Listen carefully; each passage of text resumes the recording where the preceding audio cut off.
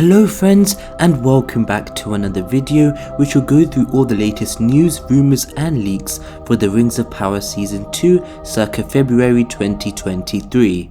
Some recent scoops, or should I say leaks, we got from our exclusive set photos from Bovington Airfield Studios where we know filming has begun. This set is massive and took months to build, and recent updates have shown that there have been constant vans full of cast and crew and maybe even extras coming to the set all day alongside loud explosions being heard. So what could this place be? Well, one possibility is Pelargir, as at the end of episode 7 we learned that this is the place where Bronwyn and co might end up going to, and maybe where Isildur might even end up after footage of season 2 filming from a while back showing Isildur on a horse surviving the explosion and Mount Doom eruption. You can also see a moat/river in this picture here, so it could be a coastal town or village. So because of this, another possibility is if it's a town on the river Gwathlo like Dharabad or Londir, as this will be a big part of season 2 if we will see the war of the elves and Sauron. The other possibility is that this could be Telperion Bay, a scoop we revealed a couple of weeks ago. Thanks to sources at Redanian Intelligence, we also have this picture of what seems to be the outskirts of an elven forest with Elrond at the front, and that is what we are able to confirm with our own sources. Also, the elf at the back with their hair braided seems to be Galadriel as well, so that will be an interesting new look for her. Could we be seeing a new elven kingdom here, such as Greenwood the Great that was indeed mentioned by Sadok? The costumes of the other elves seem quite sylvan as well, so we'll have to wait and see. We have the final updated version of set pics, presumably taken by a drone from this Reddit user, and it seems to show maybe the Eregion or even potential Mithlond/Grey Haven sets. Also, some of the Númenórean sets are here as well, which look quite similar to the season 1 sets which were built in Auckland, which is another great thing, as some were worried that when moving to England and changing locations, some of the scenery, backdrops and even sets might change, so hopefully that's looking like it won't be an issue so far. Also, we learned that the Rings of Power ranked 15th in Nielsen's ranking for minutes watched for television shows this year, with a lot of the shows higher up having many more episodes, with the Rings of Power only having 8. However, saying that, still some shows with only one season or around 8-10 episodes do rank highly on this list, such as Wednesday, so there is still room for loads of improvement for season 2. Another update we can also reveal is that the team and crew of Rings of Power have just passed halfway 4 months of filming and production for season 2, with the entire filming schedule being 10 months long in total, so we are nearly halfway there, 6 months left to go.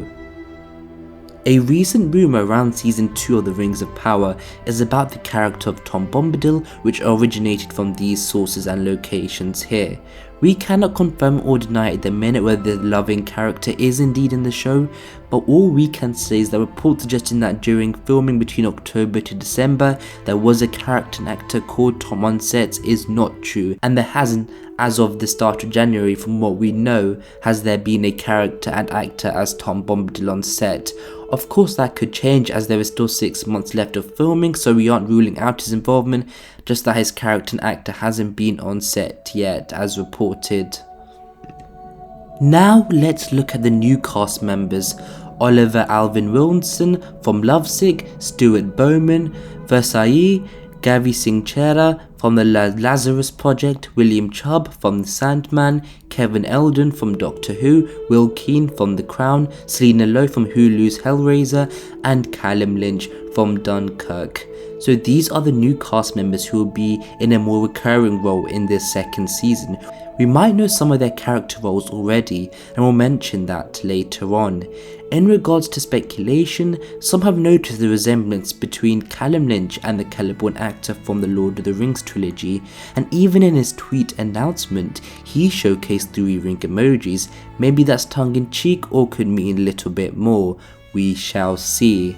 In regards to actors not officially released but rumoured to be in the show, we Fellowship of Fans have released 2 actors. Firstly, Jamie Bisping, who has the codename Viran, but later we confirmed that he is playing an elf called Kalanwe. Then we have Cameron Anderson, who looks awfully similar in resemblance to Lloyd Owen, who played Elendil in season 1. Some have even speculated that he might be playing a younger version of the character, maybe in a flashback. Finally, from Redanian Intelligence, we have actor Murray MacArthur, who has joined the cast and is most well known for his roles in Game of Thrones and appeared in the recent Netflix hit Wednesday. Through our own season 2 scoops, we have 3 new named characters. First one is Diarmid, who is a human character being played by cast member Nicholas Woodinson. He could be a member of Pelargir if we do see the location in season 2, and could even be a leader or even king of men, as we know the other human rings need to still be forged. Next up is the new female elven character called Madania. We don't know who is cast for this role, but from the available cast members, it's either Amelia Kenworthy, Selena Lowe or Nia Towell. Next, we have a character called Lord Belzegar, who is a new Númenórean character in season 2, but his name is familiar in Tolkien's lore as it was the name of the 18th Númenórean king, who incidentally under his reign, the real shift and divide in Númenor began, away from the Valar. So some are speculating this might not be a good character and could even support the Kingsmen in season 2. However, we also reported that we know that actor William Chubb will be playing the High Priest of Númenor in season 2, and these roles could potentially be linked, but we don't have that confirmed as of yet. But it is interesting we are seeing a High Priest. Maybe this is linked to the religious entity of the Meneltama.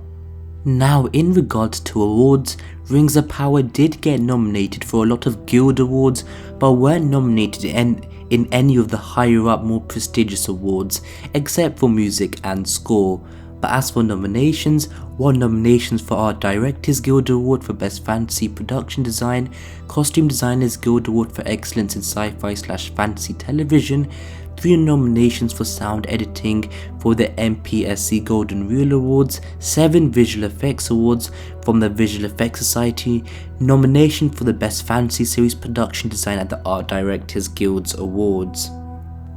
So these are good guild awards and more technical awards, but the closest to the more prestigious awards, it was only Ishmael Cruz Cordova's nomination for supporting actor. So maybe this is a key aspect for Amazon to focus on and improve for season 2. But saying that, the score and music helmed by Maestro Bear McCreary received 5 nominations at the International Film Music Critics Association, including being the only television show score in the Best Score category, and I'm sure the score will win a few awards there.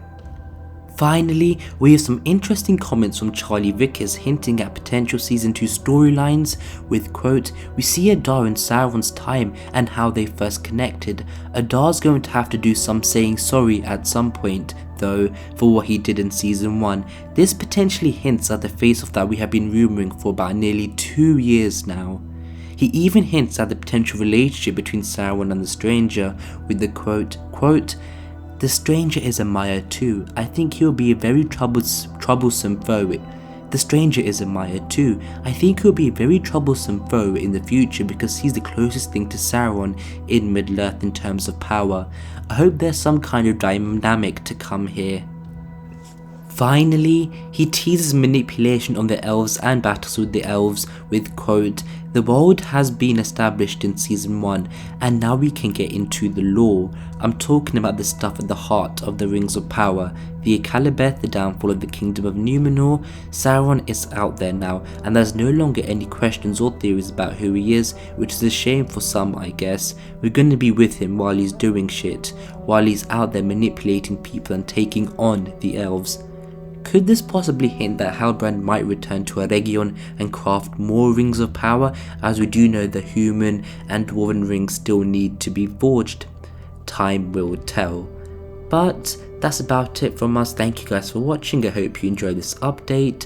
Please as always make sure to like and subscribe. But until the next video my friends, goodbye.